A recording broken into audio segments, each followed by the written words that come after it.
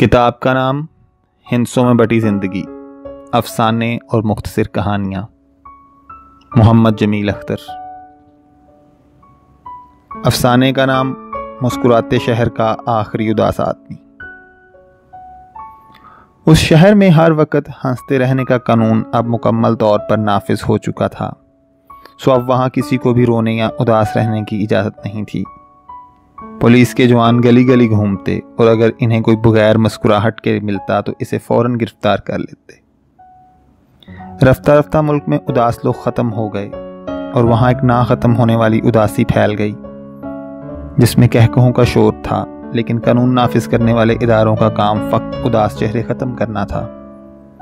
गलियों बाजारों में हर कोई चेहरे पे मुस्कुराहट सजाए घूम फिर रहा होता और लोग पुलिस के जवानों को देखकर ऊंचे ऊंचे कहकहे लगाते ताकि उन्हें यकीन हो जाए कि वो लोग उदास नहीं हैं। कुछ लोगों ने माहिर डॉक्टरों की खिदमत हासिल करके अपने जबड़े इस तरह डिज़ाइन करा लिए थे कि मुस्कुराने के लिए उन्हें कोशिश नहीं करनी पड़ती थी।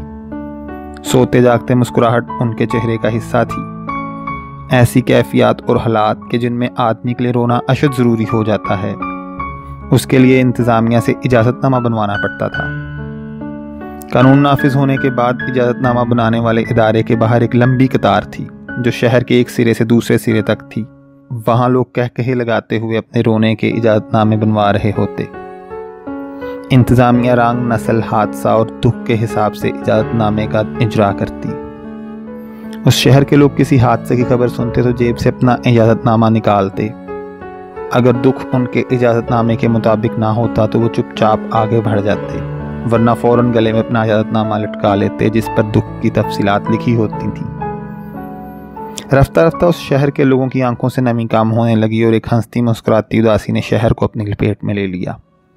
उसी शहर में एक नौजवान जो बेहद उदास था, उसे कोशिश के बावजूद मुस्कुराना ना आया तो उसने खुद तो घर में कैद कर लिया। वो खिड़की से बाहर गली में देखता रहता जहाँ हंसते मुस्कुराते लोग गुजर रहे होते या उन्होंने गले में इजाज़तनामे लटकाए हुए होते और वो उन्हें देख देख कर हैरान होता रहता। वो बेहद दुखी और परेशान था। पहले कभी कभार उसे कोई अपनी तरह उदास चेहरा भी मिल जाता, लेकिन जब से ये कानून बाकायदा नाफिज हुआ था, उदास चेहरे यकदम ख़त्म हो गए थे। वो जब कभी पुलिस के आदमियों को देखता तो फ़ौरन खिड़की से हट जाता कि कहीं वो उसकी उदासी ना देख लें। एक रोज़ खिड़की से उसने अपने पड़ोसी को देखा जो अपने बीमार बच्चे को अस्पताल लेकर जा रहा था और उसके चेहरे से परेशानी यहाँ थी। गालबन उसका बच्चा बहुत ज़्यादा बीमार था। इसी दौरान पुलिस का आदमी गश्त करता हुआ उस गली में आन पहुंचा। आदमी ने पुलिस वाले को देखा तो फ़ौरन ऊंची आवाज़ में हंसने लगा। जनाब, वो मेरा बच्चा बीमार हो गया है, अस्पताल लेकर जा रहा हूँ। हा हा हा, आदमी ने हंसते हुए कहा। लेकिन जब मैं गली में दाखिल हुआ तो मैंने देखा कि तुम उदास थे और तुम्हारा चेहरा कुछ परेशान था। क्या मुझे तुम्हें जेल लेकर जाना चाहिए? पुलिस वाले ने कहा। नहीं, बिल्कुल नहीं, आपको गलतफहमी हुई है। मैं उस वक्त भी मुस्कुरा रहा था। ये देखें, हा हा हा, मेरा बच्चा भी कानून का बेहद पाबंद है और हर वक्त चेहरे पर मुस्कुराहट सजाए रखता है। मेरे प्यारे बच्चे, हंस के दिखाओ। ही, बच्चा तकलीफ की शिद्दत में हंसा और बेहोश हो गया। उस नौजवान ने देखा कि उसका पड़ोसी हंसते हुए बच्चे को उठाकर वहां से भाग गया। ये मंजर देखकर नौजवान का दिल भर आया और वो रो पड़ा। पुलिस वाला अपनी किताब में कुछ लिखने लगा कि उसकी नज़र खिड़की की जानिब उठी जहां एक नौजवान रो रहा था। पुलिस वाले को अपनी आंखों और कानों पर यकीन ना आया। भला इस शहर में रो कौन सकता था? ये कानून की सरासर खिलाफ वर्जी थी। सो वो दौड़ कर खिड़की के पास आया। नौजवान डर के पीछे हट गया। पुलिस वाला जोर जोर से दरवाजे पर दस्तक देने लगा। बाहर निकलो, तुम्हारी जुर्रत कैसे हुई कानून की खिलाफ वर्जी करने की? तुम्हें अब सजा मिलेगी। हा हा हा हा।